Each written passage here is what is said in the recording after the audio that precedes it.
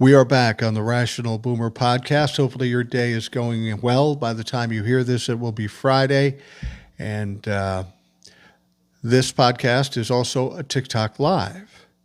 We do this a lot, and I kind of like doing it because I get to bring in guests, take questions from the audience. It's almost like a call-in talk show, and I love doing that because I think it's important to hear from the people, not just me. There are a lot of plenty of people out there that are very smart, very articulate, and they do a lot to make me look good. And I'm all for having those folks on the program as well.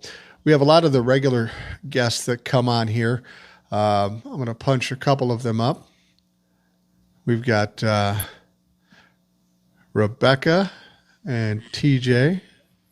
Hey, Mike. And hey, how you doing? Good. We've got Rebecca and TJ so far. We'll probably hear from Will later and probably Eric too. But I just got done doing a podcast with Tony, who's been on the show frequently. He's a great guy, very knowledgeable, a former military guy down in South Carolina. He had some great insights.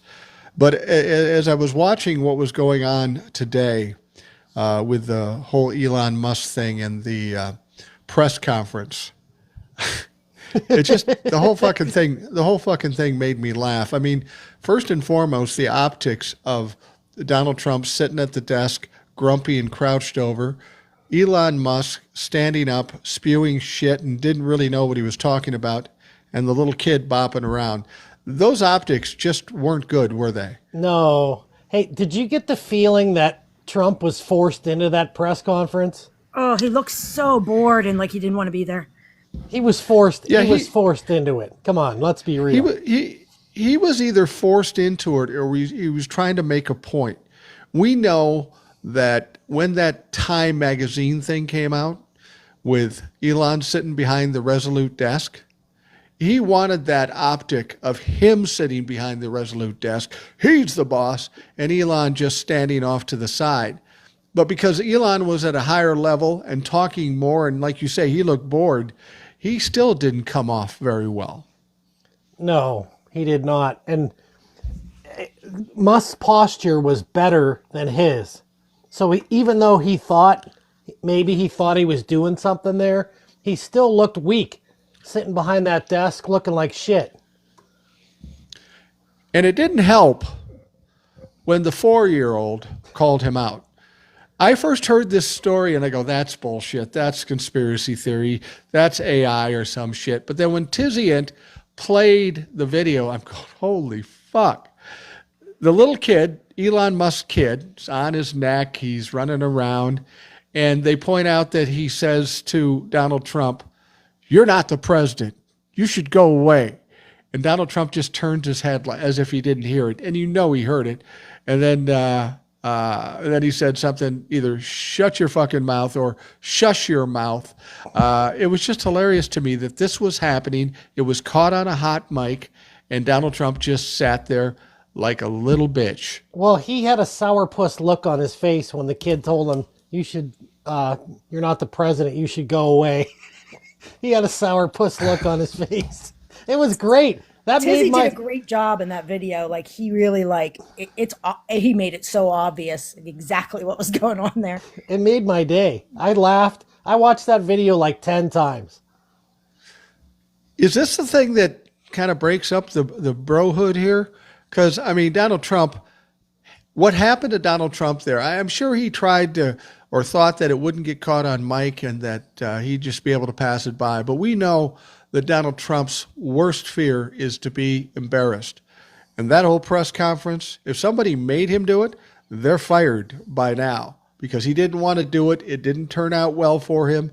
They thought they were trying to present him as a guy with power, the president, but he looked weak as fuck and he was embarrassed. And this is not going to play well between Donald Trump and Elon Musk. No, I don't think so. And I almost feel like Elon made him do it. You know, to show his legitimacy, you know? And don't you think it's weird, the whole premise of the thing? Like, first of all, who does a press conference in the Oval Office? And secondly, who brings a 4-year-old and a private citizen to a press conference in the Oval Office? That's like the most bizarre, weird thing that's probably ever happened in the history of presidents. I don't know. They did get Well, Bill, that great John F. Kennedy freaking photo shoot off though. yeah, yeah. And like Tizian pointed out, the big difference between what Elon Musk's son was doing and what JFK Jr. was doing. First of all, JFK Jr. Did not wipe any boogers on the desk, and didn't criticize his dad. This the interesting thing is that why does Elon always have this kid with him? There's a couple of reasons, I think. One pretty appalling, one pretty pitiful. The one is that people always call him out as being a bad father, and apparently this bothers him. So much so, he creates a pseudonym on Twitter to say, "Oh, he's a great father." I mean, that's a Donald Trump move. But the other thing is, some people have suggested that that kid is there as more of a shield than anything. Because I got to be honest, there's got to be a lot of people all over this world that are just not happy with Donald Trump or Elon Musk. Donald Trump too, but Elon Musk. Yeah, I'd agree with that.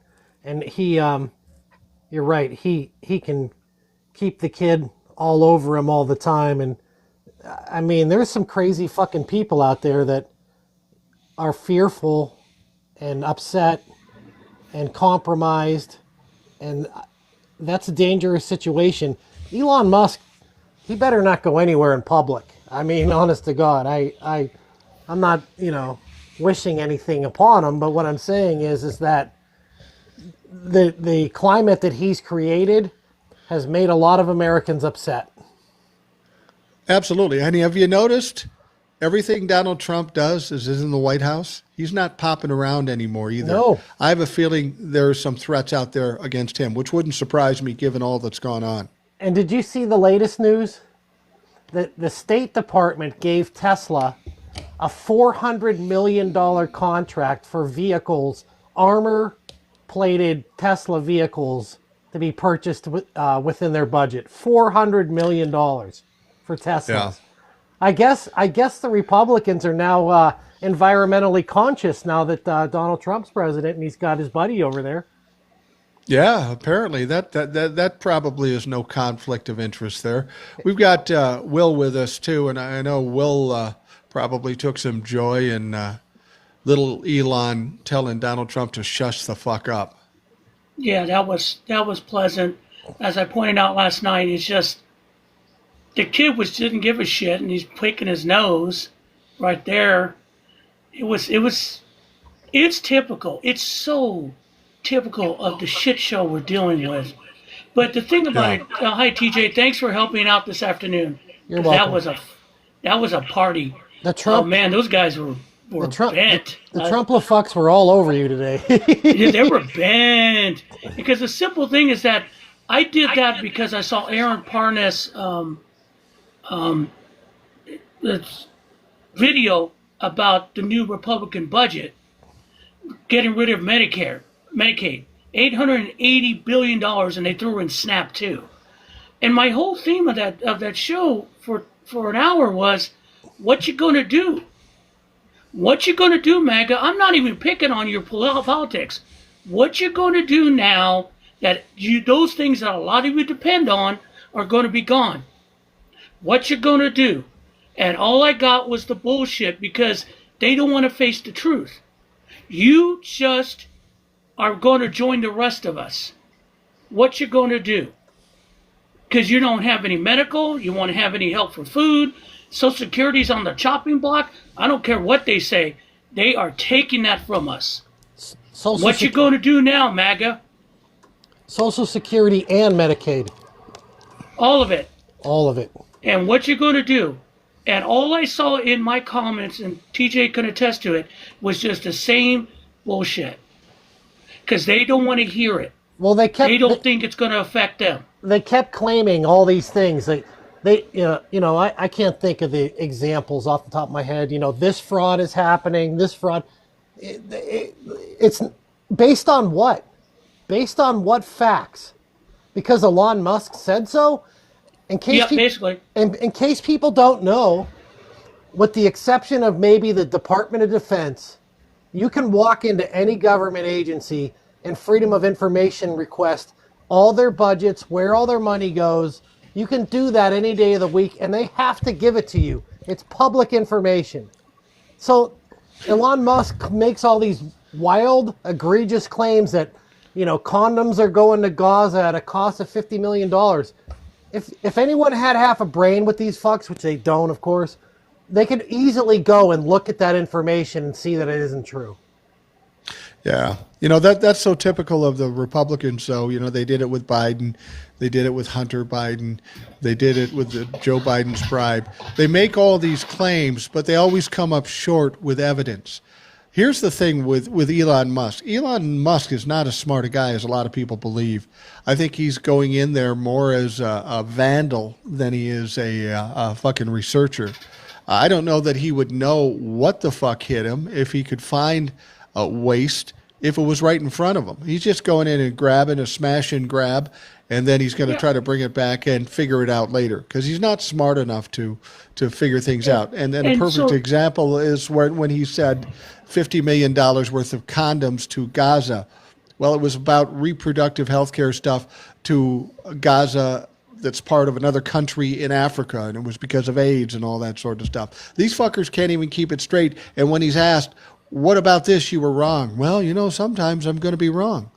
Guy smart as you should be right most of the time, but apparently he's not. Well, I said this the other night that maybe I didn't say it. I said it to Rebecca. I know that. No, you know what, Mike? I sent it to you in a text.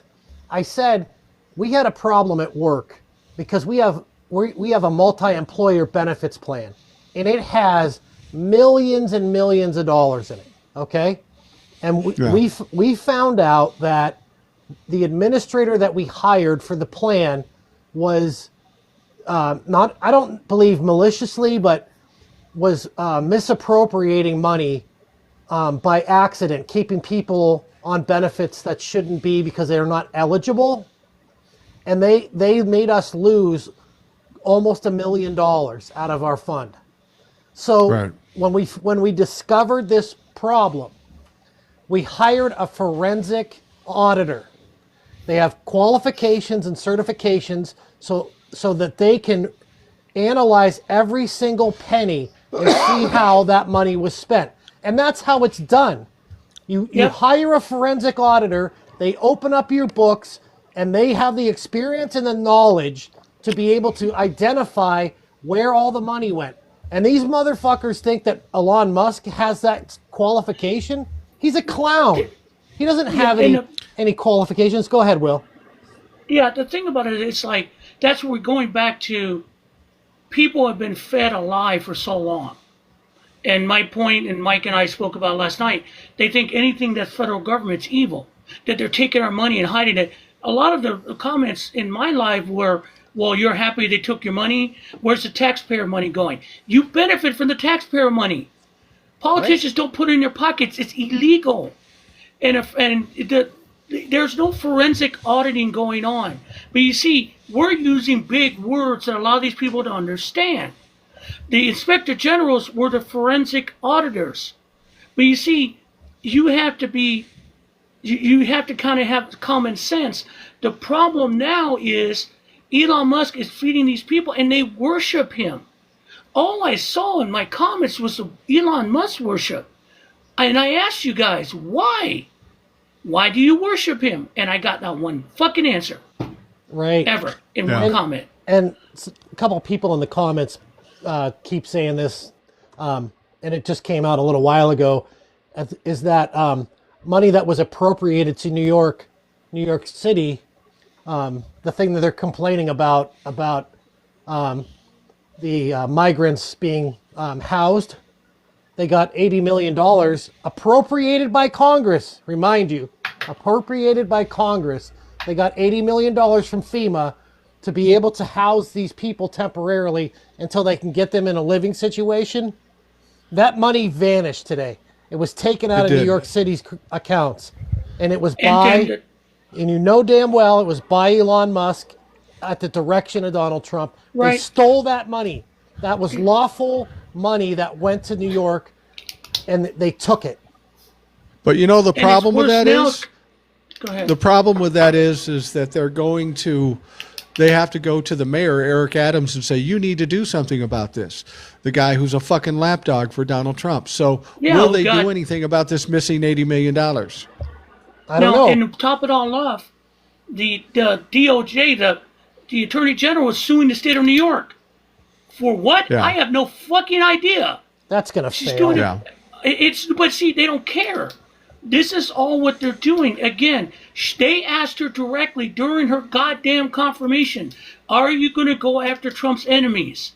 And she said no. She is. Right. The she absolutely DOJ is. is a joke. Well, now, maybe- it doesn't care about us. Well, maybe the people of New York City should think about recalling Eric Adams. Oh, they're yeah, not happy with his ass. They voted for him in that tier thing because they were he sold that I'm tough on crime shit. Then he got caught with his hand in his cookie jar, and this DOJ cut him loose because Trump said it because he supports Trump. But he's coming for re-election. He's going to get buried in New York. Yeah, he's going to get because buried. they're not happy. I'm bringing somebody else up here, Dolphin. I don't know the whole name, but she's been on before. Hey, how you doing, Dolphin? I'm good. I'm good. I like to bring receipts. I don't know if you know Felice. I like to go into hers and RTP talks live during the day because I gather a lot of information. They do a lot of research, so so do their moderators. So I Okay. like to take photos and blow up what is exactly going on. And I'd like to bring this up if I could about the Consumer Protection Bureau. Yeah, I don't know that we can see it real well, but if you can tell us about it. Sure. Basically, what it is it's letting them know that they're lying about everything about the CFPB. It says the CFPB has returned over 21 billion to Americans who got cheated by scammy corporations. If you divide up the 711 million that's apparently in their account to operate amongst every taxpayer, that'd be about $4.50 per person. I'd say taxpayers are getting a much better deal when the agency is allowed to continue its job. Right. Yeah, they're looking for waste and allowing people to rip us off. That just, that seems right in line with who they are. Let's take from the middle class and the poor and give it to the rich.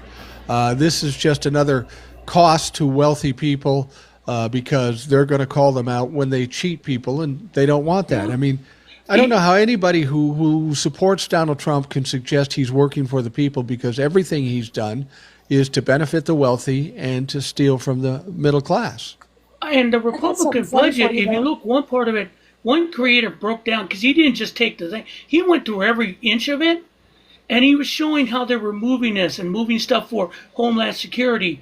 But the one thing he showed in the Ways and Means Committee, they admitted that they're looking at a deficit of $4.3 trillion with the fucking tax cuts. So they're trying to make up for $4.3 trillion.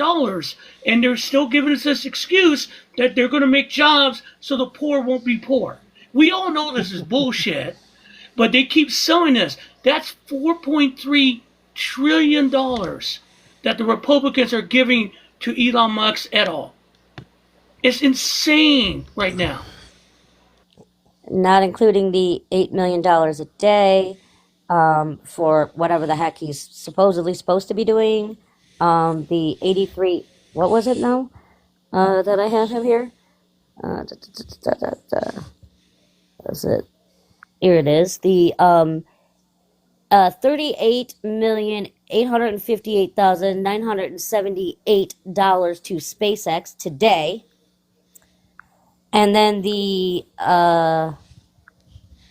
80 million that was stolen from the FEMA money in New York City. Yeah. Hey. Yeah, it's don't- clear what they're doing. Hey, Yeah, it's clear what they're doing. It's a smash and grab, and that's what they're doing.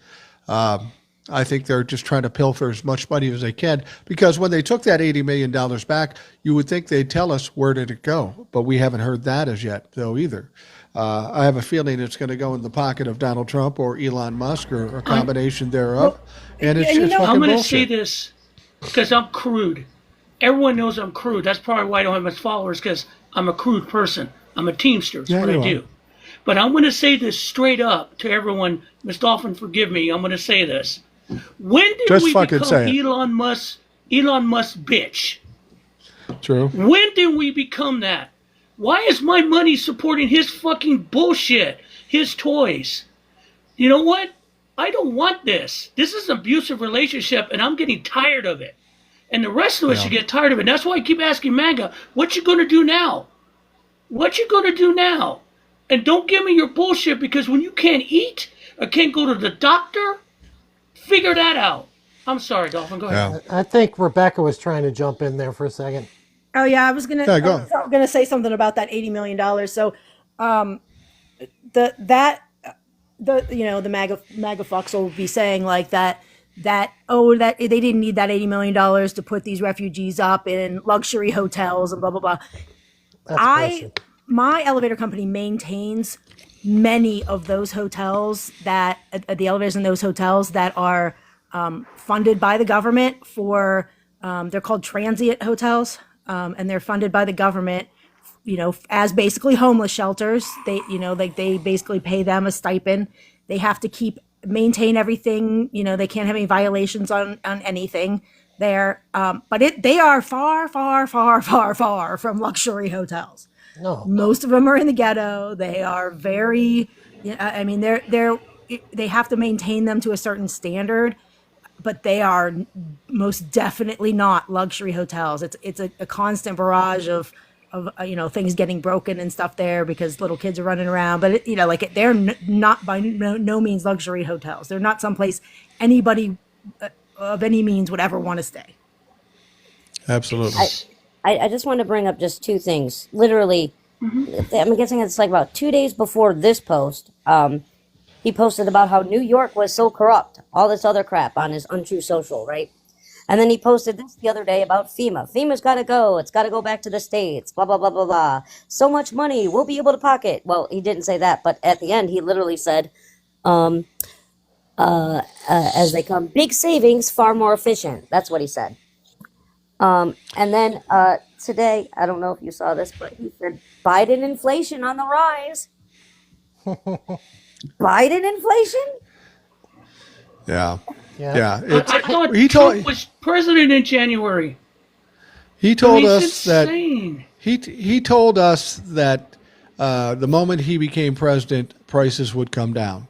And what in fact happened is the consumer price index has gone up by 50%. Inflation has gone up. Everything he intends to do with tariffs is going to raise prices.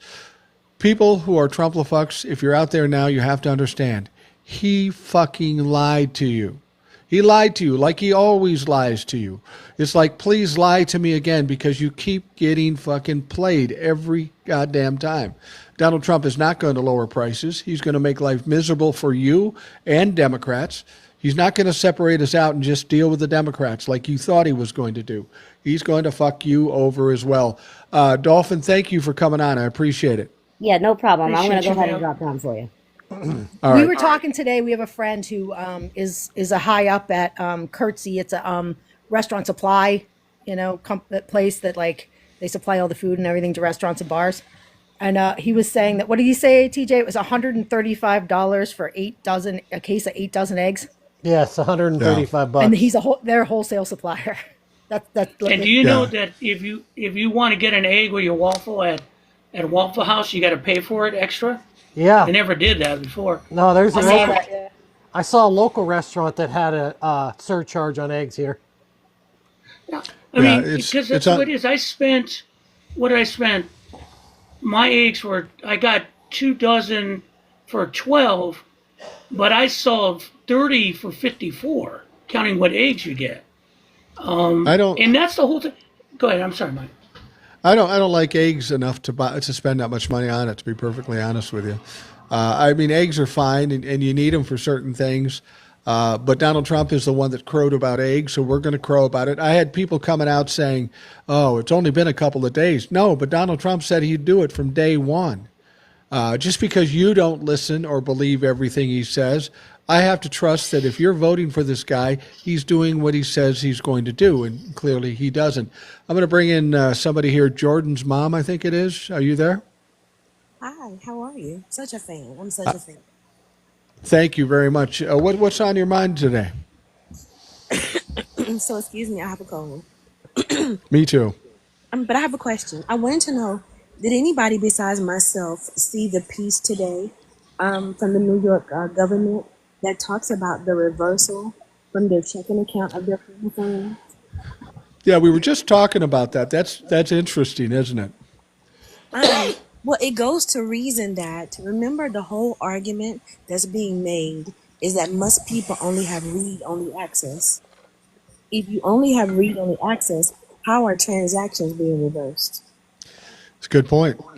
That's an excellent point. Because it's a crime. That's why it's a crime. I mean, agreed it's a crime, but isn't that an element of proof that somebody's lying if now we have funds being reversed? I think we have ample elements of proof that somebody's lying. Yeah, But I who do mean, we go to for that? well, with the that's an lies? excellent point. Well, That's an the, excellent point. Under normal situations, we'd go to the courts or we'd go to the DOJ and say, somebody's fucking stealing shit. But unfortunately, Donald Trump is a monopoly on fucking the judicial system, at least the DOJ. Well, can I take it a step further? If Sure. if we know that first scenario has been proven false because now transactions are being reversed, we could also assume that the assumption that your people are just looking around and not just writing code, we can assume that that is false as well. Because if they're writing code, that code stays in the system until somebody else recognizes it. If you're firing all the people who are at the senior level, who's going to know what code is unfamiliar and be able to recognize it and vet it out? Well, exactly. It's almost like a combination of cash grab and vandalism because they're It's changing everything. the code. Yeah, it's so frustrating because under normal circumstances somebody would go in there and stop that in a minute, but because Donald Trump is in charge, everybody just kind of stands around with their hands in their pocket, going, "I don't know what to do." It's a little annoying and maybe a little frightening to know that that can happen, and there are no guardrails in this country. And the worst thing right now, Mike, is that I saw the worst video by Politics Girl ever. And she's brilliant. She's really She brilliant. But is. I watched her video. And she says, "Where are the leaders?" And she laid out a whole bunch of past leaders, from Obama to past presidents. Where are our leaders? Honey, forgive me. They're not coming to save us. No. They got theirs. They're not They, coming to save us. No ex president, no ex whatever are coming to save us. They're not. We're on our fucking own at Biden's this sitting point. back in an easy chair laughing hysterically, not because Biden because has. Yeah, go not ahead. I'm because he sorry. has any ill will towards our country, but because it's like, fuck you, I told you so. I did my best. I Yeah, tried. he did his best, but the point is that her point was they should come and do something. They can't do anything. The problem No. again, as I told Mike last night, the Congress is enabling Trump instead of taking their rightly place as a equal branch of the government and saying, "No, dude, we handle the money." What they're just basically just saying, "Sure, we're along for the ride." I That's think our Jor- issue. I think perhaps Jordan's I'm sorry. Jordan's mom, I just wanted to ask you, you're obviously an intelligent woman and you understand what's going on here. Do you have any thoughts on what the best way to handle something like this is? I know I'm putting you on the spot because nobody really knows, but it's certainly a crime, but what now? So this is let me do it this way. Let me go in reverse. Sure. For me, we should not be in this moment. And what I mean by that is when the Supreme Court said that the president has unbridled immunity, I feel as though the people who were in power, because it is very easy to keep power once you have it, the people in power should have put some measure in place to prevent giving the keys to the hen house to the fox. Yeah, well, That was a, let me say something about the immunity thing. People are going to the Supreme Court as to the immunity, which gives him free reign to do whatever the hell he wants. That immunity only really has an impact after he's out of office. He can't be prosecuted about something he did in office. The real culprit here is that fucking stupid memo in the FBI that says we won't indict a sitting president. The whole Supreme Court thing doesn't really have any power until after he's out of office, where somebody wants to try him for some criminal activity. Nope, I was the president. It's that memo that everybody is hands off a president and he can do whatever he wants. Donald Trump is just obnoxious enough to step over the boundaries, step over the norms, and break the laws that nobody else would be willing to do. He broke the mystique of it all. Nobody ever did it because, God, what could happen? We just found out. Nothing fucking happens. Well, I don't disagree with you. My point is this. It opened that the ruling opened the door for the people who were in charge to do True. something preemptively. They knew better than we do what was coming. They could have done something. And my only argument is this. You can't say that you love democracy. You can't take that oath and say you will protect us from all enemies, foreign and domestic, and then turn the keys to the hen house over to the fox. That's the True. part I don't understand. So at this juncture, I would say what we have to hope for is that something that he does offends his own supporters enough that they're the ones who unseat him. Let me give you a scenario.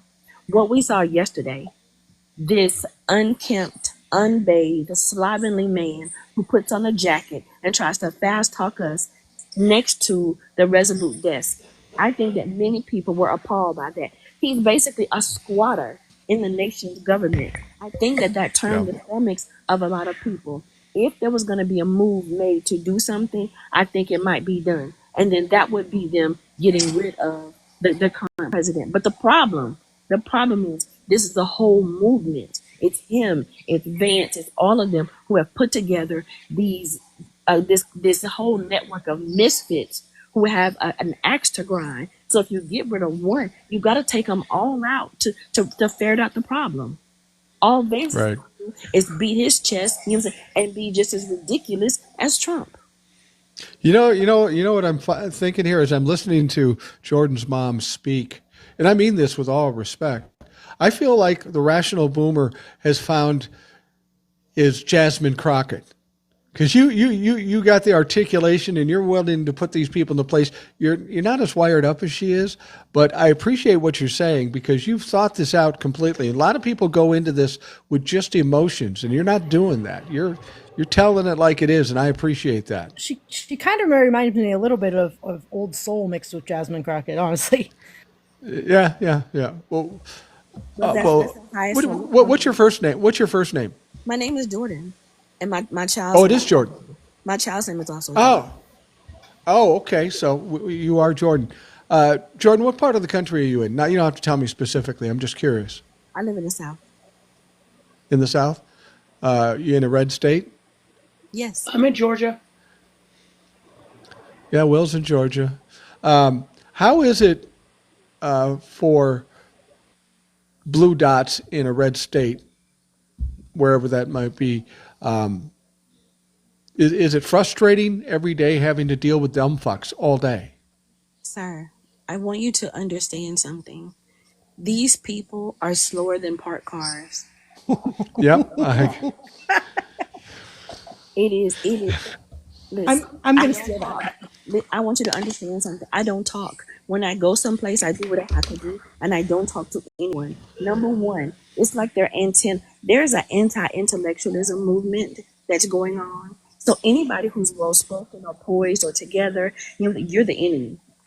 So I don't Right. engage with people. because I'm well spoken, they automatically on defense, You don't. on defense, because they know that you cannot come at me with some sort of ridiculous argument. Yeah, you don't. Also, You don't speak their language. You don't speak their language. agree, but also I'm a black woman, so when you come at me with the ridiculousness, I give you that eye, and that doesn't help me either. Yeah. That I give him the eye. I will say this though. I have been a person who has been a part of the democratic process at several levels, helped on campaigns, all of that. And I want to say something to all of you unequivocally. The environment is now unsafe. Oh, All across the South, it is unsafe to object to people. It is unsafe to voice your opinion in public spheres. It is unsafe to even to disagree with people. That is the environment that we're in. Well, Jordan, that's why I keep my thoughts to myself. I don't try to give my opinion at all. I understand what you're saying, though. It is very dangerous out there. We've had Old Soul on, and she's activist, and she's out there putting herself on the line. It's much different for an old dumb white guy like me. I'm part of the privileged class, whether I want to be or not. I'm certainly, hopefully, don't not grouped into the Trumplafucks. But I think an old white guy like me has to understand what a young person of color or somebody from LGBTQ, there is a real danger out there because we've got people that are so simple-minded that violence is the only thing they can possibly think of. So I appreciate your situation and your carefulness when you're out and about in this fucking red state. We have like a weird situation here because we're in Erie, Pennsylvania. We're in a situation where we've gone red, we've gone blue, we've gone red, we've gone blue. We literally we tread lightly on a different note, like because the person sitting next to you could be a friend or an enemy, and you don't know. Like we really don't know. Like, at least Jordan, you kind of know. Like we don't know. The probability is that they're an enemy. But And, here, and we literally will sit at a restaurant or a bar and just listen to conversations around us to try to glean like whether the people that we interact with, like their conversations, so we can try to kind of know who's a friend or who's an enemy. And that's how it is. And it's not, that's what it is now. It's friend or enemy. right? It's like you're always doing intelligence work all the time, trying to figure this stuff out. It's really bizarre. I get like so excited when we like somebody who we were on the fence about, like we hear them say something that we're like, oh, thank God. Like it's just, No, it's not as simple as friend or enemy, because you also have the people who are the informants. Yes. Yeah. Yes, for sure.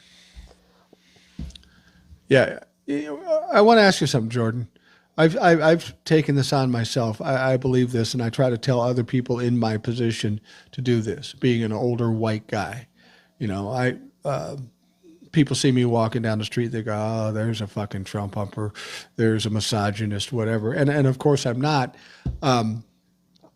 I feel a responsibility because of who I am, my color, my age, where I live. It's important for people like us to speak out and be brave about it. I have the good fortune that I'm not in as much danger as somebody of color or women or LGBTQ or whatever.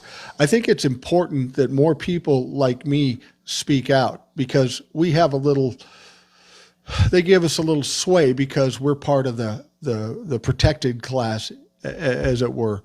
Do you see more and more people like me or white guys actually speaking out, or do you find them kind of cowering to these dumb fucks?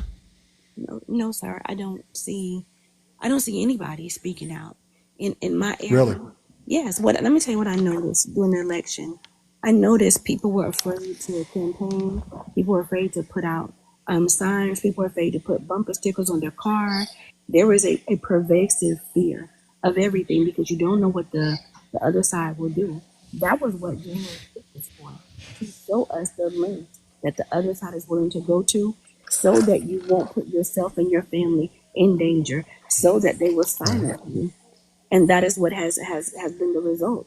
Our people are silenced. Those who would support, they are now those who are complicit, too afraid to speak up. Look at even Congress. There's Yeah. only a handful of Congress people even saying anything. The vast majority seem to be stunned in silence, sitting back in shock and awe, watching. What do you think the culmination of this climate is? I mean, I have a feeling it's kind of a tinderbox. I think right now, people are afraid to talk, and some people are mad that they can't talk. How do you feel this ultimately shakes out? Because there will be a culmination to this eventually. I can say what I hope will happen. What I hope will happen is that someone on the Supreme Court will remember what their duty is. That somebody will think that the fabric of America means more than the road that they live. That somebody will come to themselves and remember their calling and encourage the rest of them. Yes, we made some bad decisions, but is it worth burning the house down? That's what I hope. So you're thinking somebody's going to say, okay, that's the line. We can't even do this. We support Donald Trump, but this is too far. We've got to step up. That's what you're thinking we could be seeing down the road some point. Yes, I think it's gonna come from the Supreme Court.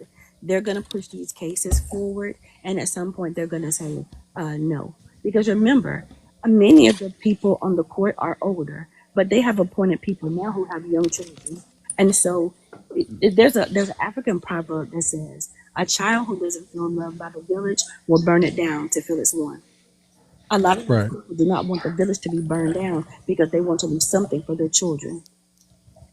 Well, don't you think what he's doing with the courts too, maybe ignoring the courts, this has got to be a red flag to the Supreme Court because as much as they want to help their Lord and Savior Donald Trump, if they continue to do that, then the courts and the Supreme Court becomes superfluous. It's not important. They're losing their power because they're ceding it all to Donald Trump.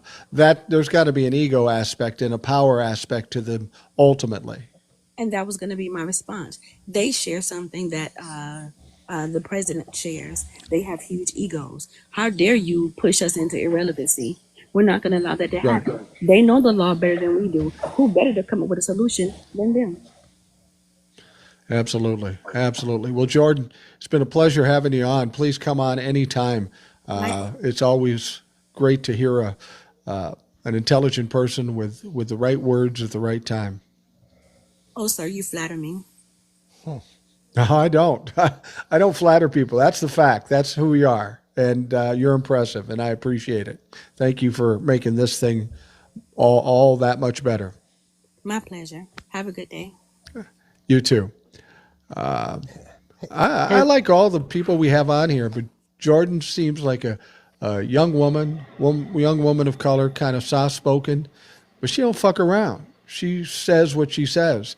I appreciate the concern and the fears people have, but it's Yeah. good to know that we have younger people with minds like that. Well, one thing we have to a big concern. I saw a video today of an ICE raid in South Florida where they arrested one man, and there was the subcontractor called the contractor, say, "Hey man, we got to deal with this." And the subcontractor was trying to tell the guy, "Don't say anything to him." An ICE agent grabbed him, slammed him against the wall, and said, "If you say one more thing, I'm going to punch you." See, this is where we're at now with these guys. They've gone to this next level, and these immigrants, because they've run out of money, are being sent to Gitmo. Even the nonviolent ones. The American concentration camp is now open, guys, for business. And none of these people have any due process. There is no habeas corpus for them. No one can speak to court in a court for them because no one listens. And all the MAGA fucks go, they got what they deserve. No, Yeah. they didn't. Yeah. Because if you commit a crime in the United States, I don't care what your nationality is, you have due process. They have taken that from us, and before all you MAGAs think, yeah, well, they deserve it, you're next. Right. You don't get Yeah. it. You don't get it, because right now, when they take away all your support, what you're going to do? That's my statement to you guys on what you're going to do. Well, Will, Don't give me your... they I'm don't sorry. they don't have any regard for human rights until it hits them. No, it's not until it bites them in the ass, and then all of a sudden they're crying like a stuck pig. And even then, it's the Democrats' fault somehow. Yeah, Yeah. it is. We're going to bring up Summer's dad. Summer's dad, how you doing? I'm doing okay. Just listening in. There were two, well, there are multiple, but okay. When James Stewart, or Charles Stewart, the first, and the English Revolution, and had someone like Cromwell, who was a complete, utter crazy. But then if you go to a more current era, who was our ally in World War II that made Funny Mustache Man? Actually, you can say the name Joseph S. on TikTok, where it's heard that Funny Mustache Man did 10 million unalived, and Stalin did 30 million, and Stalin was our ally. It's getting to the point where we're pushing so far that we end up being, we keep on that we need someone who is completely psycho, because we keep letting the Republicans go ahead and do this, do that, do this, do that. And we, I don't know if y'all remember that movie, My Bodyguard. Yeah. Yeah, I remember that, and the kid basically hires a loner kid and stuff like that. That's let be Jasmine Crockett, Dick Emmett, Dick Green. Well, I think we need a hero, or we need a leader, and that's one thing the Democrats lack now is a leader. Jasmine Crockett, AOC, they could be leaders. Unfortunately, the old people are attempting to hold them back for whatever reason. But I don't know why. If the Democrats need anything, they need a loud voice, they need a leader, and they need somebody leading the pack, because to have hopes of anybody doing anything without some kind of inspiration, I think it's fruitless, because what we've seen from the Democrats for the last 8 years, they've just been impotent. Yeah, they just have been. We're gonna go by the rules and everything like that. And it's like, and the Republicans, MAGA,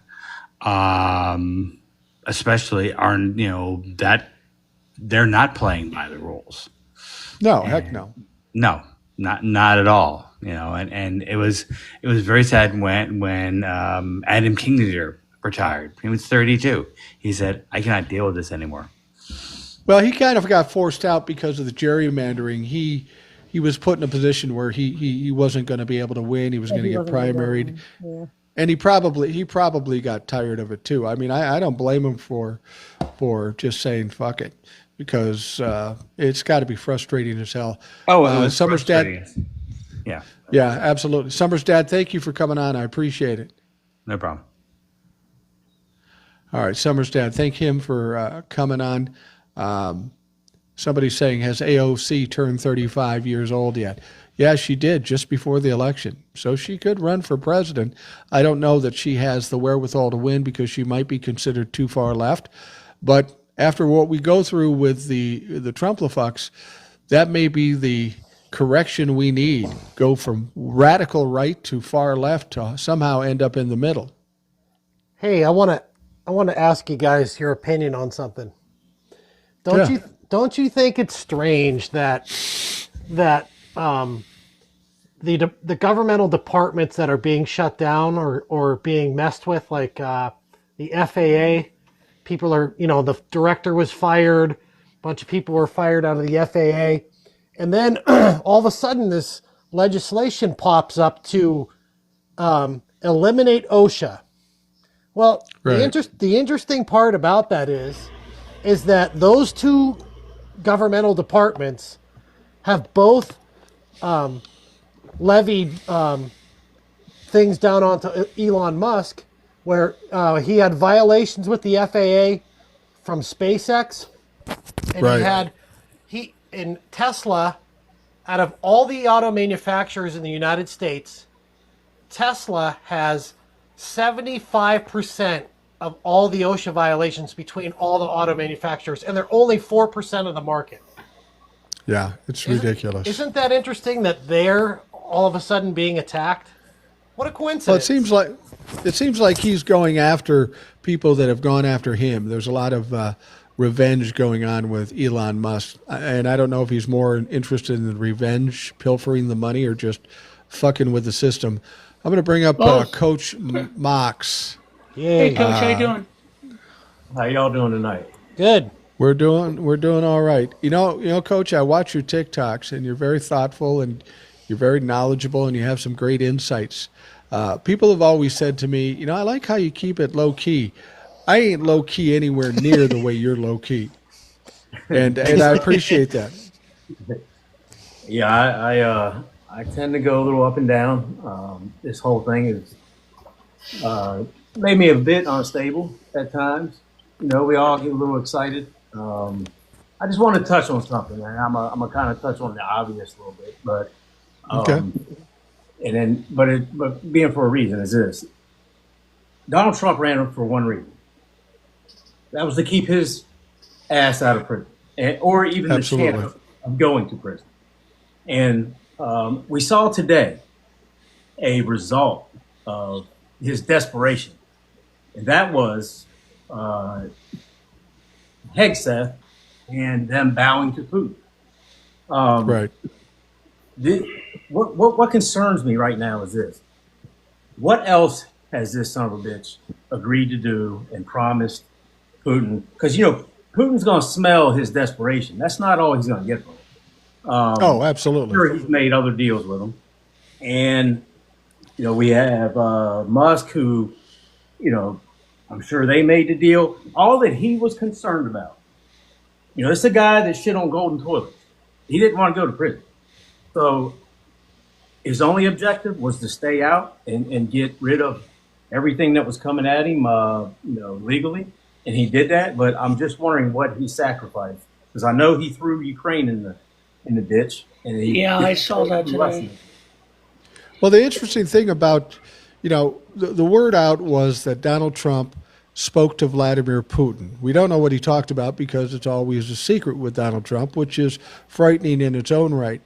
But afterwards they said, well, we had an interesting talk about a ceasefire with Ukraine and Russia. The only weird thing about that conversation didn't involve Zelensky from Ukraine. And it's very reminiscent of Afghanistan. If you remember, they was negotiating, everybody says Joe Biden pulled them out. Well, the whole plan to pull people out of Afghanistan was Donald Trump's. He's the one that set the date when it was supposed to happen. It wasn't Joe Biden. But Donald Trump did the same thing. He had negotiations, but the only people involved were the Taliban. He didn't have the Afghani government with it. And then he goes and releases the 5,000 Taliban criminals. And of course, what happens? As soon as they pull out, these criminals that Donald Trump released take over the country. So if that's what happened in Afghanistan, I can only imagine what the plan is for Ukraine. Right. He asked, the press asked him, Trump, why didn't you include Ukraine, in this negotiation? He goes, he doesn't think they're an important partner. They shouldn't have started the war. Oh, Jesus Christ. He was literally saying that. If you want to find a video, go to Midas Touch Substack. It's in there. And it's like you're watching it, and it's basically the worst case scenario right now. And also, you asked your question, what else did he give up, Coach? There were chilled glasses and vodka in Moscow today because Tulsi Gabbard became head of the intelligence agencies of the United States, and she's a known Russian asset. So, Absolutely. I know he's celebrating everything that could go wrong has gone wrong in less than 3 months. Go ahead, this Coach. is insane. No, it is, and it just if I don't know, it drives me crazy to think that here we were coming up on this election, we see a guy in his situation and know that he's desperate. Anybody with half a brain can see that, he's a little desperate. He wants to keep his ass out of jail, and he Right. wants to get away from that, And so the ridiculous things that he did say were so easily identifiable to still have this guy elected. I just cannot get over the fact of how stupid these people are and go. I mean, it blows my mind. I did not know that I was living among people like this. All No, around.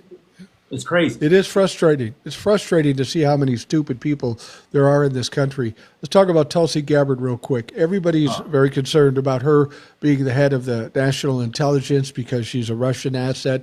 It's not been verified, but everything points in that direction. She's got some questionable past meetings. She's said some questionable things. She is certainly a danger being the head of the national intelligence.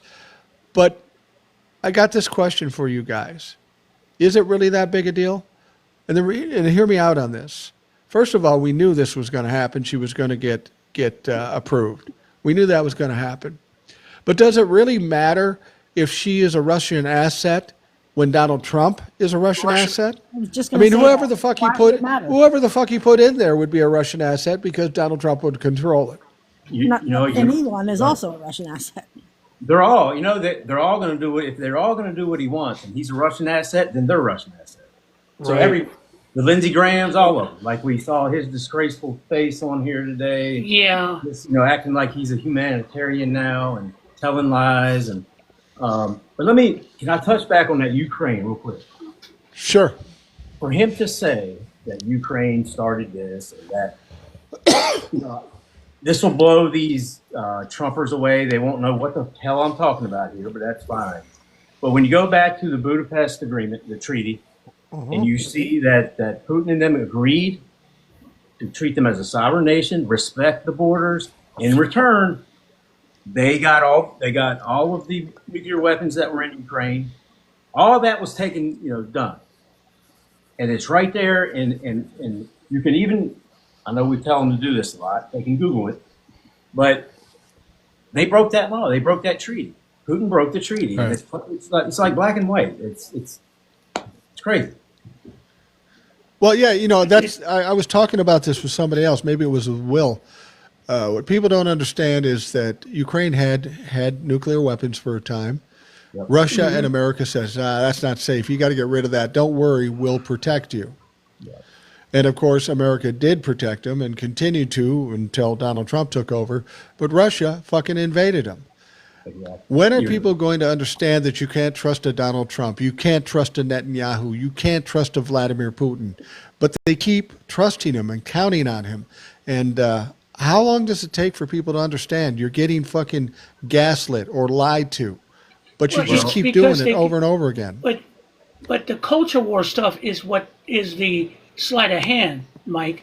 The immigration thing is the sleight of hand, because as long as he's picking up them brown people, and making sure that liberals are in their place, that's fine. He can do whatever the fuck he wants. Who cares about the Ukrainians anyway? Fuck them. Well, I mean, honestly, let's be honest. I mean, that's what a lot of these people think.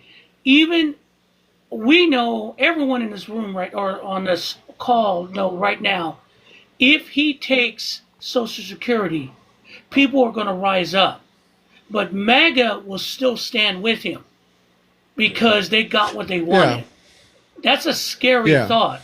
Now, that's going to happen. I'm sorry. That's going to happen. People are going to stand up when that happens. Well, Coach, I'm wondering, one of the things we think about here is that we're now seeing Trump-lefucks getting burned by Donald Trump, farmers, the state of Alabama. Is there ever a point where these people get their ass kicked and they say, oh, shit, I woke up now, Donald Trump's a bad guy? Or do they stay within that cult mode and they continue to follow him no matter how bad they get tore up? My opinion, they will come out of it. And it's a matter of time. And they'll be a very small, like just the bottom of the bottom that will, be in the street with no shoes and still supporting them. that's going to be a. I know it's easy to think right now because of all the ignorance that we see, but it's different when you go home, okay, and you really can't buy groceries, and people are hungry, and your ass is cold because the damn light bill was too high and you can't pay. See, shit really changes. These farmers, they're sensible guys. They fucked up. They realize it now, and they're tired of it. They're done with them, and it's going to go right down kind of the levels of people in this country that, and again, there's still going to be but it's not going to be enough, in my opinion.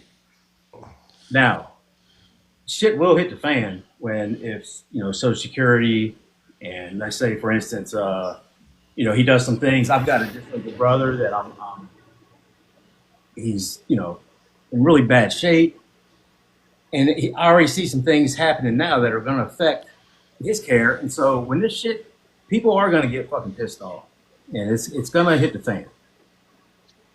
Well, hey, Coach, let me ask you a question. So the first time Trump was president and the farmers got fucked and all their crops were rotting in the field because China told us, go fuck yourself. And then Trump had to bail them out. Do you think that they believe that no matter what stupid stuff that Donald Trump did, he would still bail them out, and that's why they did what they did? Absolutely. My grandfather was a farmer, and I think that these guys, not to lump him into that, but once I think they felt a little bit of bond because they almost feel like Trump. I even hate to say that Trump bailed them out. Trump fucked up and had to fix it, and this was his only way of doing it, But it's I think they are still kind of drawn to what he did then, and felt like, in the end, if it does go bad, he'll still come back and get us. But here's the thing, Coach. I think this is where the fatal flaw for the farmers is. Yeah. He bailed them out, and they love him for bailing them out, even though he put them in that position. Exactly. But Donald Trump is very transactional. He doesn't bail people out unless there's something in return that he'll receive, and he needed their votes in 2020. He didn't need shit from them now. That's just money that he would consider waste at this point. Especially when you're taking, USA, for instance, and the grain and feed that they use for food to send to all that food's just going to sit there now. We got 500,000 pounds of food just sitting there. Yep, just rotting in trucks. Right. So that's going to take away from some of the farmer subsidies and stuff that they were paid. So you're right. He is very transactional. What's in it for me? And you think about it is, why isn't that food being sent to the open market? Why are farmers not allowed to sell that into the open market? Because if they sell in the open market, at least they recoup their losses and it keeps staying in the food supply. Why? That's one question that keeps bugging me. If it's yours and you can't sell it there, why can't you sell it somewhere else? I mean, that's kind of making me scratch my head on that one.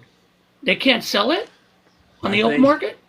I think that market is absorbed, and what they sold for overseas or dedicated to relief effort like that.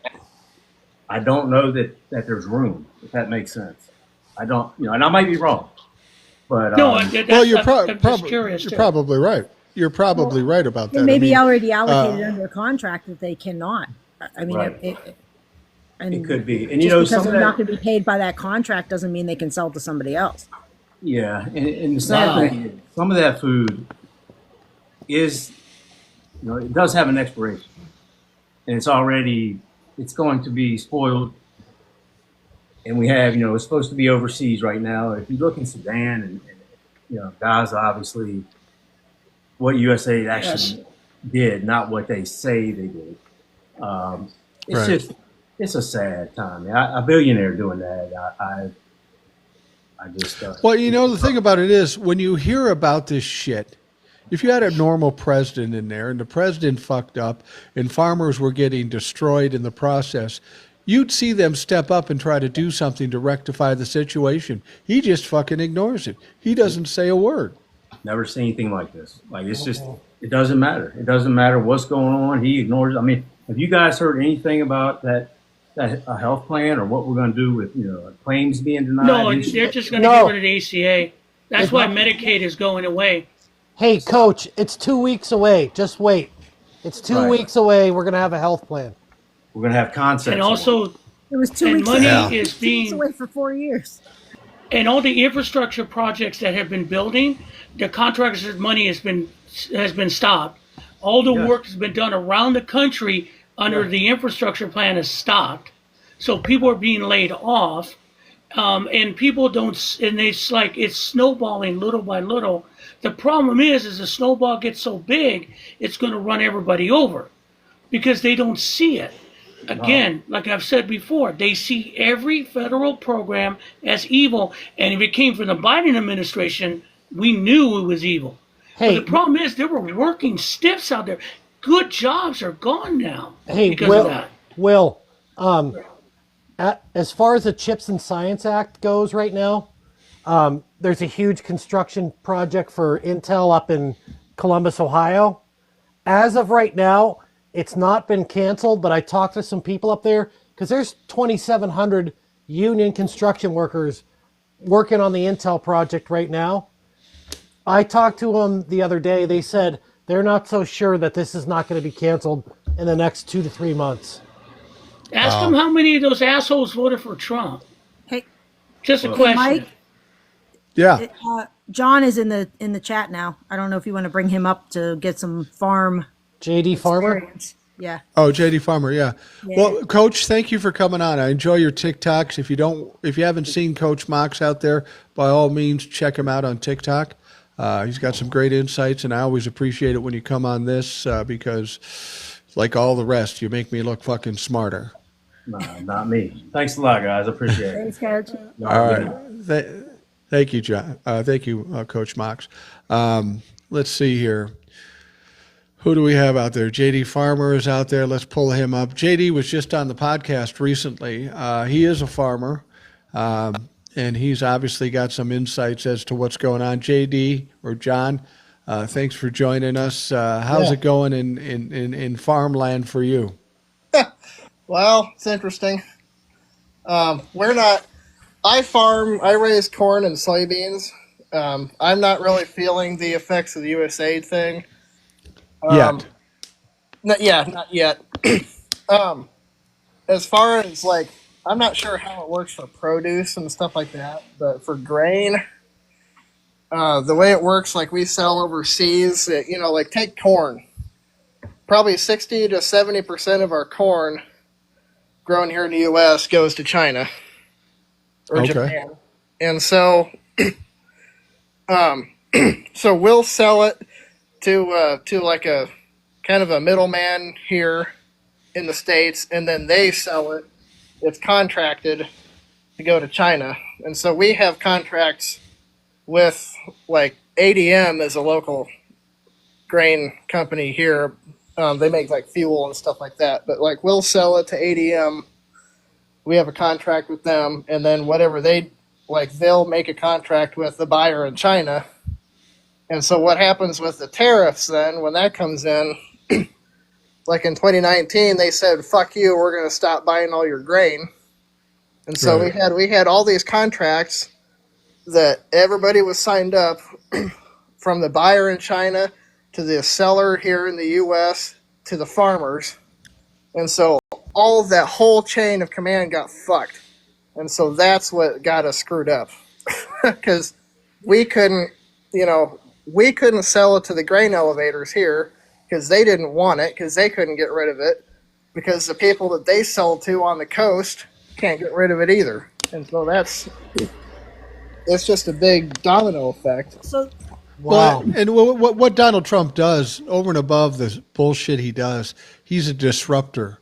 When you throw a fly in the ointment, then the normal process, the normal situation gets fouled up, and at best it just delays things. But he is without question a disruptor. Oh, yeah. Yeah. And like I said, I don't know how it works, how with produce and stuff. I don't know how that works really. But with the grain market, like you can have a contract fully set up and everything. And then like this like this thing will make the market crash, and then suddenly it's not worth anything. You can't give the stuff away. So Right. you'll have like 30,000 bushels of corn sitting in a grain bin, and now all of a sudden it's not worth anything. Yeah, and you can't have produce for sale if nobody's out there to be able to harvest the produce. Just Right, saying. exactly. Yeah, it's rotting now. Well, my Yeah. question was, and I was bringing it up, is about the USAID. So you kind of answered it. So their farmers are stuck with their grain because they can't push it out because no one wants it. Correct? Yeah. And Because it affects their market and the other contracts they already have to buy grain from other farmers. yeah. So Okay. and someone asked a question of, well, why, if they can't sell it to China, why can't we just sell it somewhere else? Like, yeah, we could, but right now in the U.S. there's not enough of a market to sustain the whole corn belt.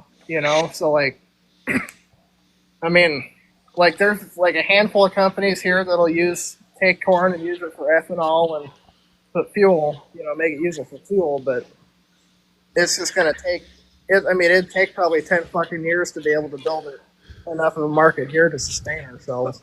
So what happens Go ahead, Rebecca. So what happens with anything that like was already under contract with your middleman, like, and it's like on a truck, but then we can't send it. Like that's just done, right? You can't just like it's a third party that would have to resell it. And do you get paid by the contract like already? Like if you sell something to a third party by contract, and they take that product, you get your money regardless of whether they sell it or not? Yeah, so like if you have it contracted, like you can, like we use what's called a basis contract. So like I can sell 1,000 bushels of corn to have it delivered in the month of July. But if I sign the contract now, then the elevator will pay me like 60% of the value of that contract when I sign it, and then when I deliver it, they'll pay me they'll pay me the remainder of it and whatever the cash price is when I deliver it.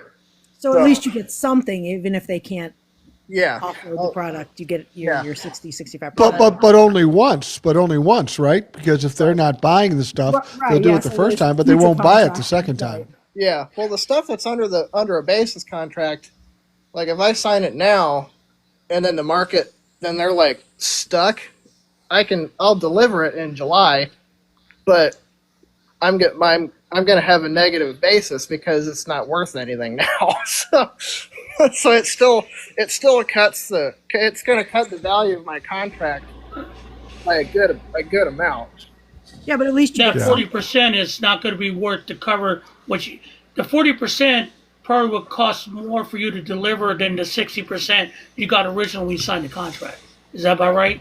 Yeah, so I lose money and the buyer loses money. Yeah, but at least you don't lose 100%. No, Right, it just shrinks the profit margin. Yeah, and that's why we do a lot of basis contracts, because we don't know what's going to happen in the long term. If you don't put anything under a contract, then it's just like you're kind of at the whim of the market at that point. This is the best thing that we're doing right now for the entire audience. Your food doesn't come from a supermarket, everybody. There's a lot of things behind it, and this is really a good conversation to have, because people complain about prices and inflation and everything. They don't know how the process works, the supply chain and everything, and like what JD goes through and what the grain operators go through. That's what affects what you buy at the market in the end. But people don't realize that's the whole thing. John, what's your percentage of like domestic to international as far as your contracts go? Well, we're contracted with local elevators here, but most of that grain probably goes overseas eventually. But so my farm, like, I do not sign a contract with a company in China. I sign a contract with the elevator 10 miles down the road from me, and then so they kind of act as a middleman. And, so I sell it to them, and then they sell it to somebody at the coast, and then the people at the coast will sell it overseas then. So the majority of your product goes overseas. Yeah, yeah. Unless we do raise some food grade stuff, and that'll stay in the country. But not enough to sustain yourself if the international market tanks. Right. By any means, right? Now, John, you said this isn't affecting you as yet. Are there people around you that are being affected? I don't know. Maybe more so in the livestock market, but I'm not really sure. If there's someone in the chat that's familiar with the livestock, maybe so, but it hasn't hit us yet. Do you foresee it having an effect on you at some point? I mean, is it just down the road some point, or do you think you might be safe? I think it depends on what China does, how they respond. Because if they do what they did in 2019, it's going to fuck us for a while, yeah. Okay. But considering what they're doing with the USDA, they don't need China to fuck the farmers right now. Oh, no. They're getting done by their own government. Yeah.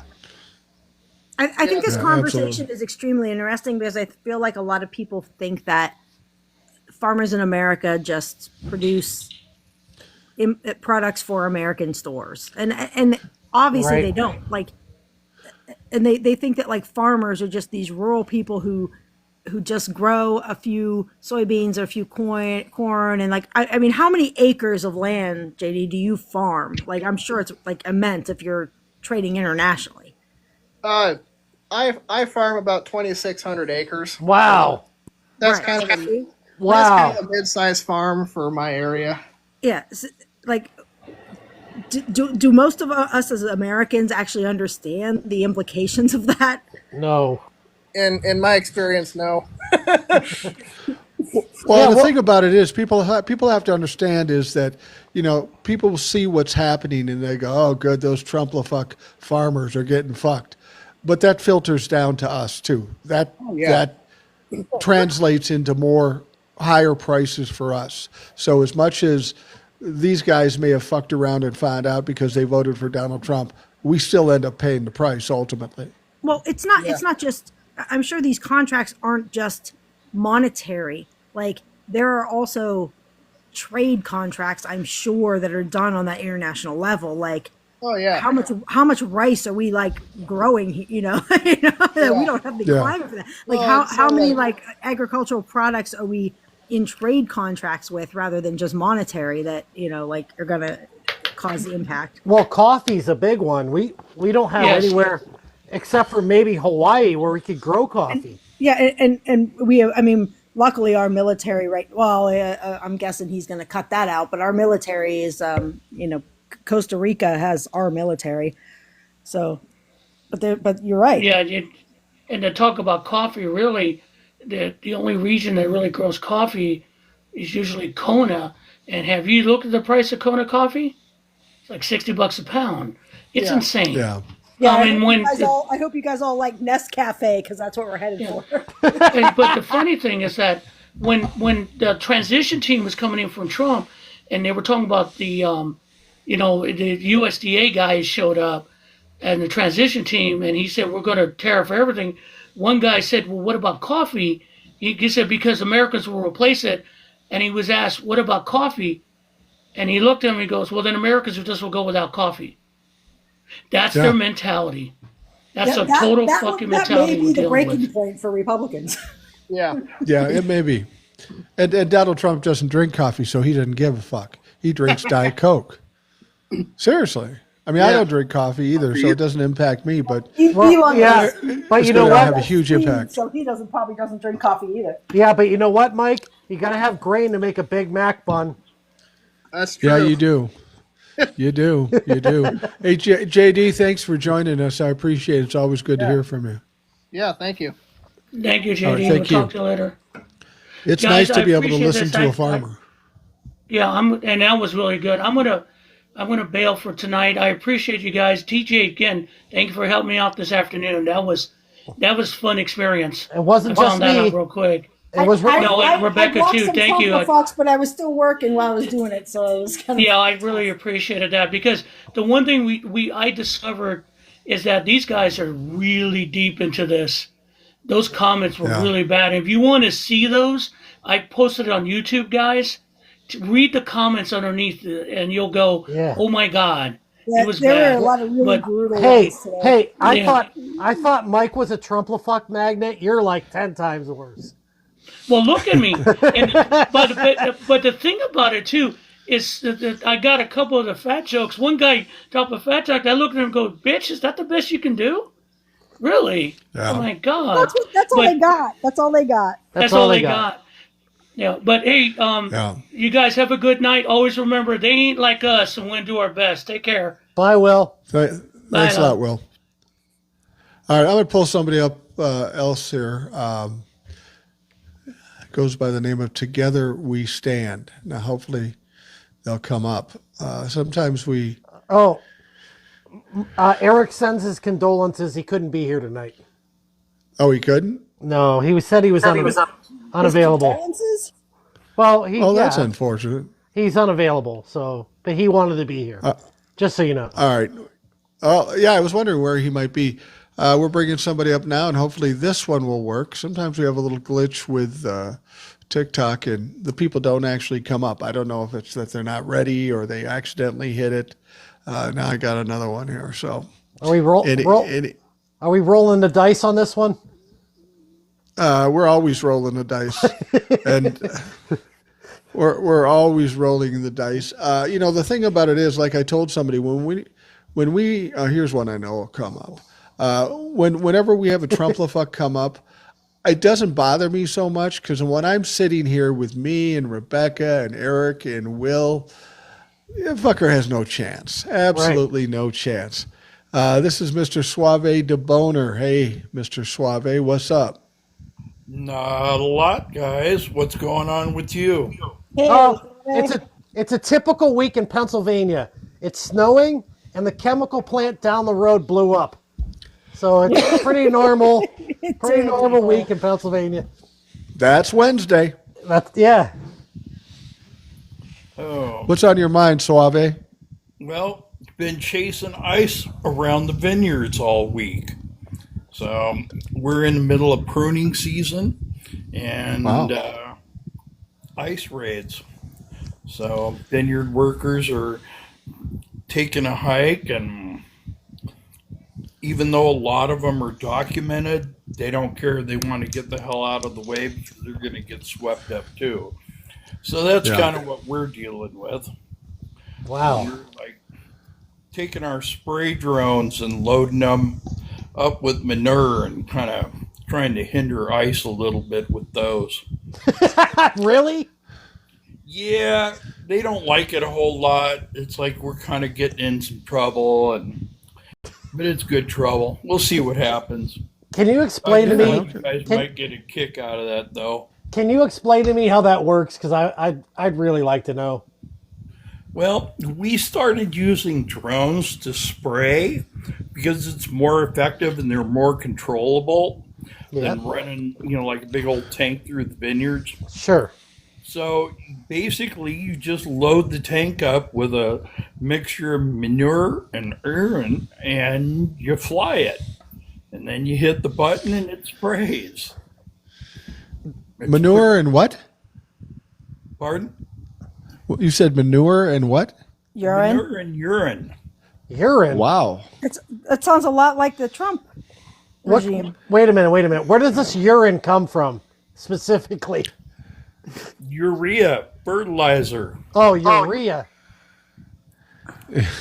Urea. He's not Okay. peeing in the jar and then spraying it around. I totally Although misunderstood I what imagine happened. there would probably be some guys that would think that would be a fun thing to do. I agree with that. I kind of agree with that. So, what do you think about Elon's son running for president, given that he told Donald Trump to shush the fuck up? Oh, dude, I laughed so hard I think I peed. That And was then- Into a bottle that you flew up in a drone later. wiping the burgers on the Resolute desk, and Trump is just sitting there like a lump. Oh, Yeah. that was like hugely comical.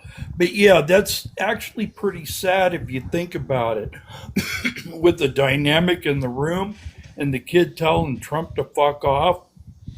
And kids that young generally only repeat what they've heard from somebody True. else.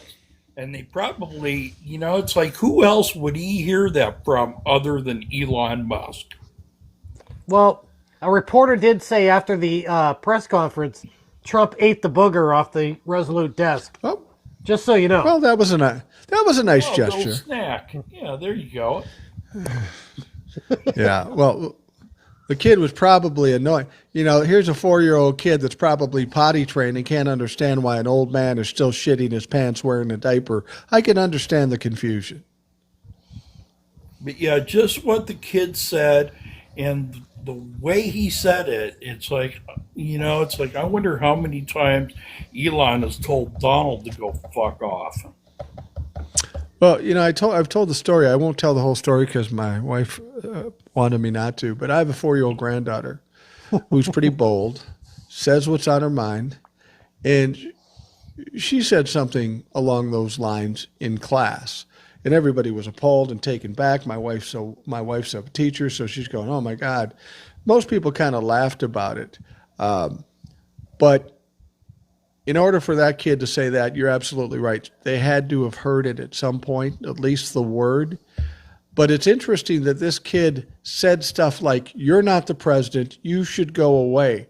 That wasn't even a swear word, but that is something that it sounds like Elon Musk would say based on some of the interviews he's done. Somebody said, "Well, you're basically the president." And then he looked at the camera and said, "Well, not officially." In his mind, he thinks he has the power in this country. And at some point, that's going to get to Donald Trump. He's, $400 billion isn't going to be enough to placate his fucking ego. Yeah, I hope that happens a whole lot sooner than later. Absolutely. And I think it probably will. Donald Trump didn't look too happy in that conversation or that conference. I mean, I think he was trying to prove something that, no, he's sitting behind the Resolute desk and Elon's over there just standing up like my puppet. But in actuality, it looked like Elon was in control. He talked the most. He had the kid running around like it was fucking daycare. And Donald Trump's just sitting there bored and grumpy and leaning over the desk. He looked impotent up there.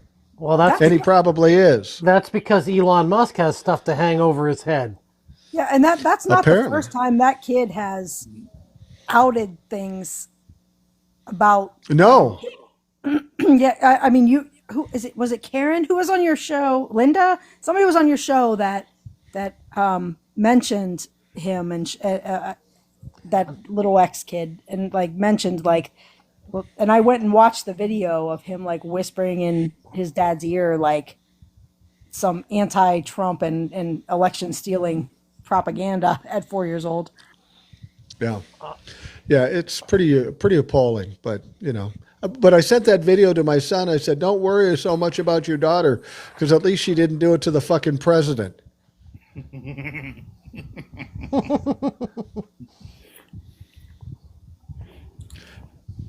Anyway, Mr. Suave, thank you for coming on. I'm going to try to get a bunch of people on. We'll see you around. Have a good All night. right, we'll see you soon. Thank you. Have a good night, Bobby. That is Suave de Boner, and yes, that is the way you pronounce it. It's not. I'm going to pull somebody else up. We got Joel coming up. If he clicks in, they're not always clicking. Hi there. In. Okay. Hey, Joel, how you doing today? What's on your mind? All right. Thanks for accepting me today. My second time I talked to you guys. Yeah.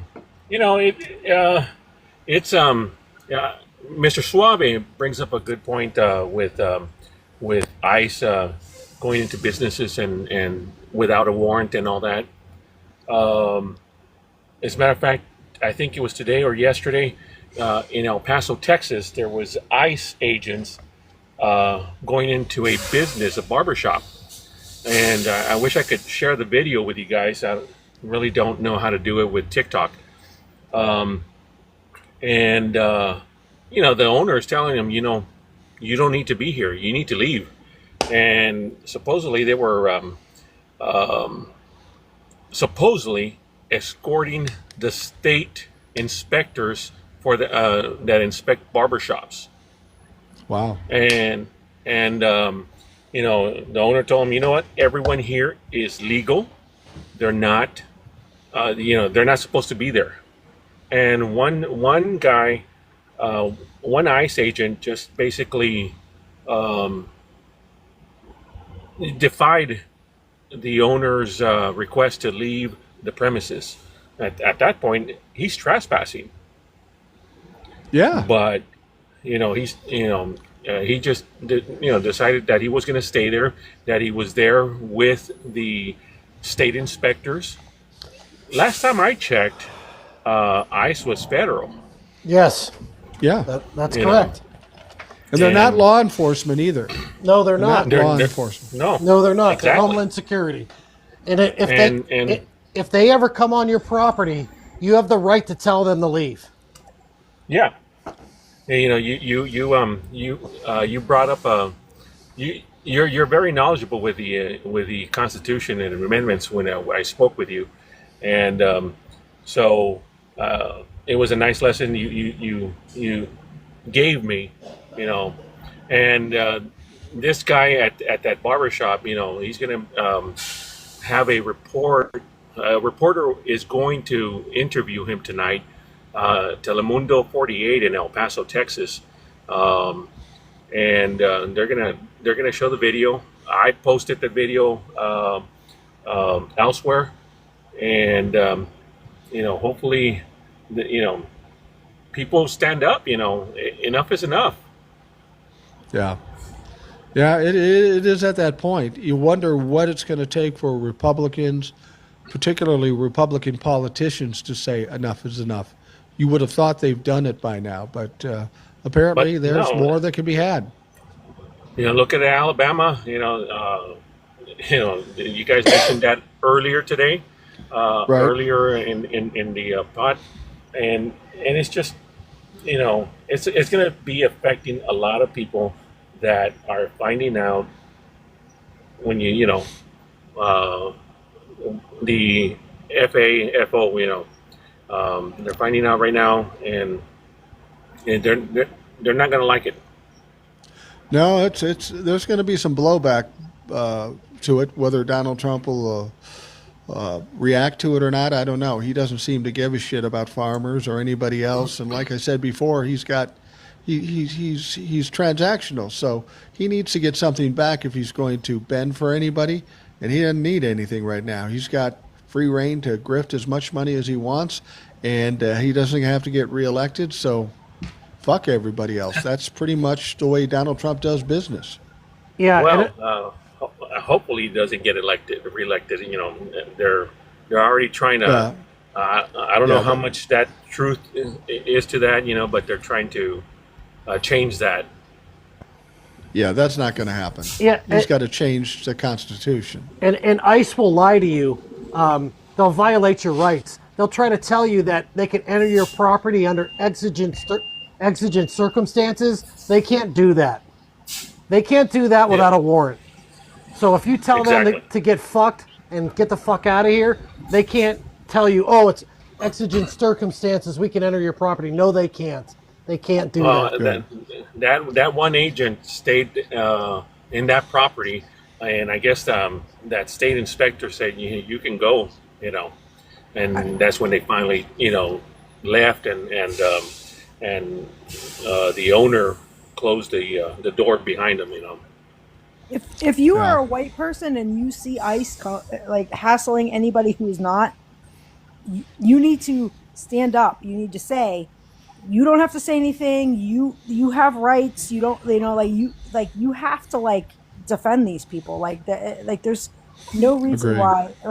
ICE has no authority to question people for no reason. They don't. Yeah. And if you are white and you have nothing to fear from ICE, you need to be vocal. And if you see something happening, you have to stand up. I'm of Hispanic origin, and I stand up, Yeah, well, good. regardless. Good. I don't. TJ and I are blonde I'm hair sorry. and blue eyed. We're like the ultimate we look like the ultimate Aryans. So him and I will stand up like there is no tomorrow. And I'm not like I'm not saying that in like a, but like for sure, like in a heartbeat, if I saw somebody being accosted by ICE, I would tell them, shut the fuck up, don't say a word. You have no obligation to do so. Just let them pass. So, yeah, if you guys get a chance to check out Telemundo 48 in El Paso, Texas, and look for that report, I would We'll check appreciate it out. I'm definitely looking at that. It's gonna be on the 10 o'clock news tonight, and hopefully, something can be done. I'm sorry. Go ahead. No, it needs to be shown. It needs to go viral so people understand what, in fact, is going on. And not only that, you guys touched up on Social Security. The time is now to stand up, not later, because by then it's going to be too late.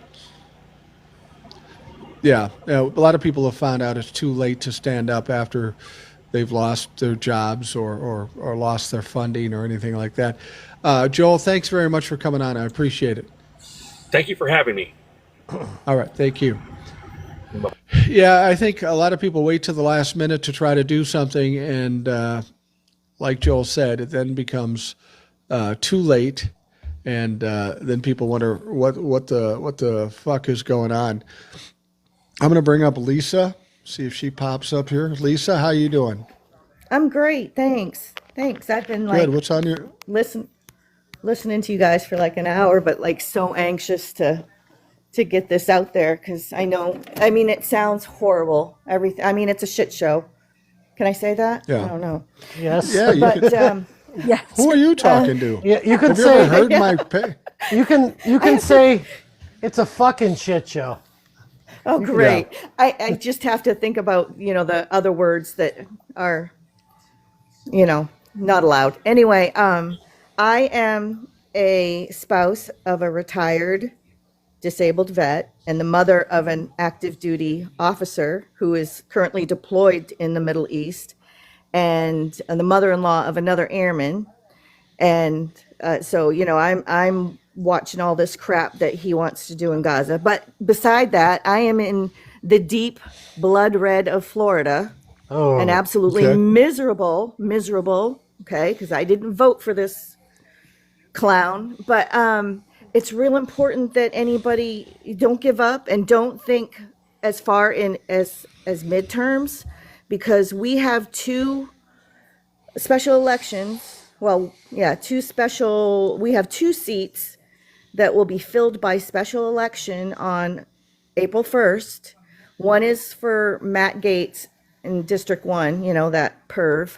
Right. His seat is open, and Gabe Valamont is our Democratic nominee for that spot. And although we are, like I said, deep red, we are like really pushing and, trying to get new voters registered. And then the District 6 nominee is Josh Weil, or Wheel, however you pronounce that. If we can pull off this, magnificent feat, we'll tie in the House.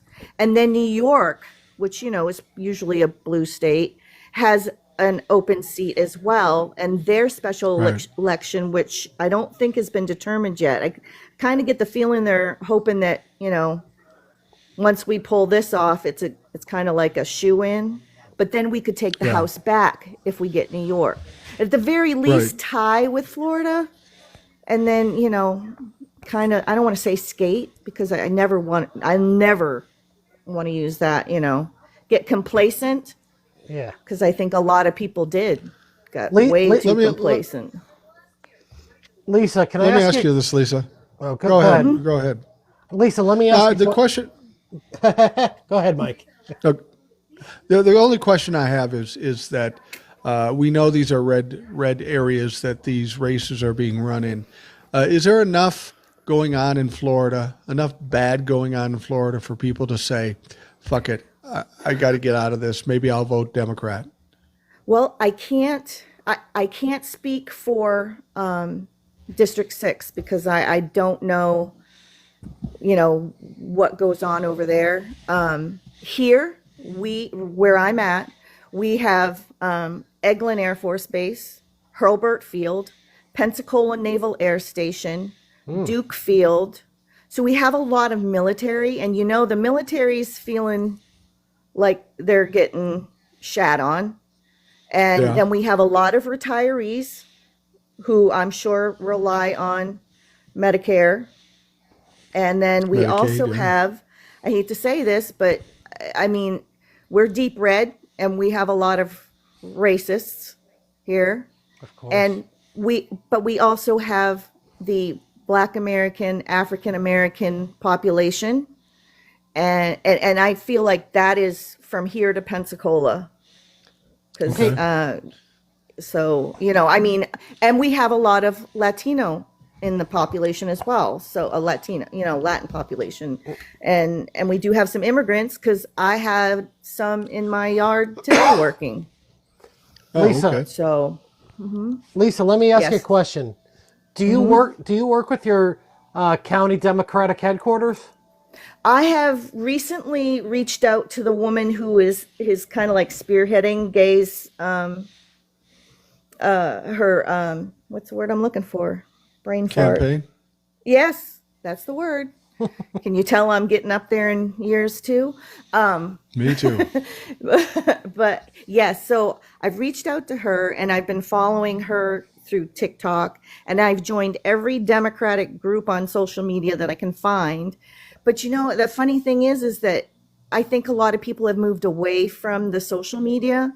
And I don't know. I mean, I've actually gone up to people recently and said, are you aware that there's a special election coming up? Yeah. Do how are you feeling about this?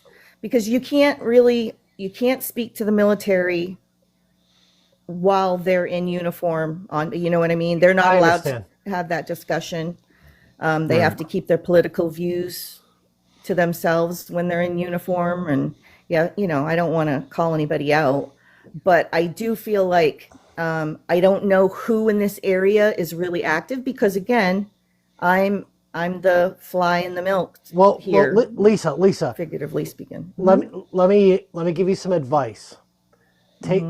After you get off this live, take your phone out and Google whatever your county is, Yeah.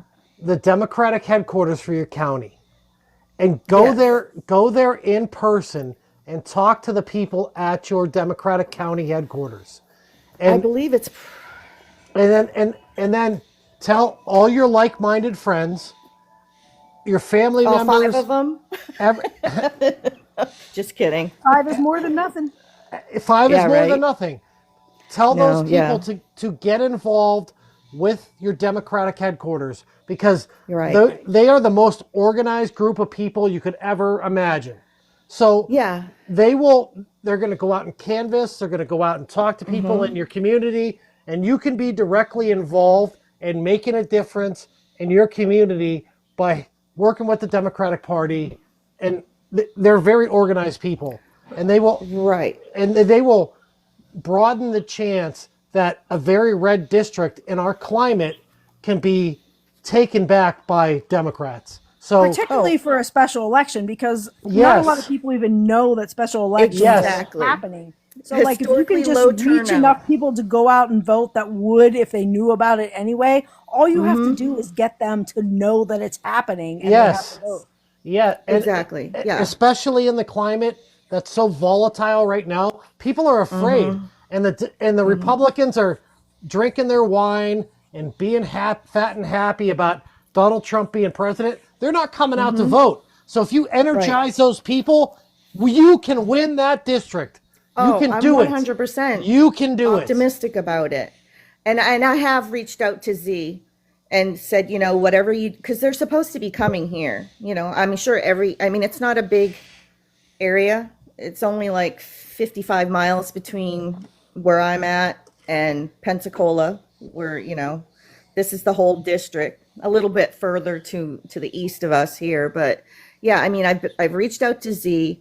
There's fundraising, and then again, while I'm here waiting for them to get here, and because there's fundraising for this as well, for mailers and everything else that needs to be done. But until then, if anybody even wanted to you don't have to, obviously you don't have to be a constituent here to donate to the to Gay's campaign. But I mean, to me, I'm so hopeful because I don't want to wait till midterms for there to be any kind of action. Well, And- Lisa, Right.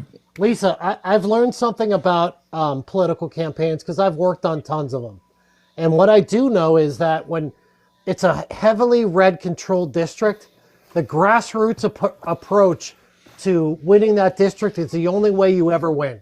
So you have to Right. get on out the there. ground. You have to knock on doors. You have to tell people, hey, look what's going on in this country. Do you think this is right? Do you think that Elon Musk should be controlling everything? Do you think this imbalance of power is what this country stands for? And think back to when George W. Bush. You can tell this to Republicans. Think back to when George W. Bush was president. Did we have this kind of turmoil and chaos and all this shit? This is not what we elected our officials to do, and we need to make a change. You can do it. Come out and vote for the candidate that's most likely to make that happen, and that candidate. So Well, the thing with a special election is that, like, you can just target Democrats just to get Democrats out to vote. Like, you don't have to, like, canvass Republicans because they're probably not. You want to because you don't want to alert them to the fact there's a special election. It's a special Exactly. election. They don't even know what's happening. So just Right. canvass those Democrats to get them to Yeah. come out and vote. And Lisa, I just friended you on TikTok. So if you can send me Yep. any kind of link where we can donate money, TJ and I will donate. Oh, money. absolutely. I'm so excited, and I should have looked it up beforehand. But there is it's a feet on the ground or boots on the ground. boots on the ground. Boots on the It's ground. Is that what ground. it is? It's boots on Yep. the ground. Yeah.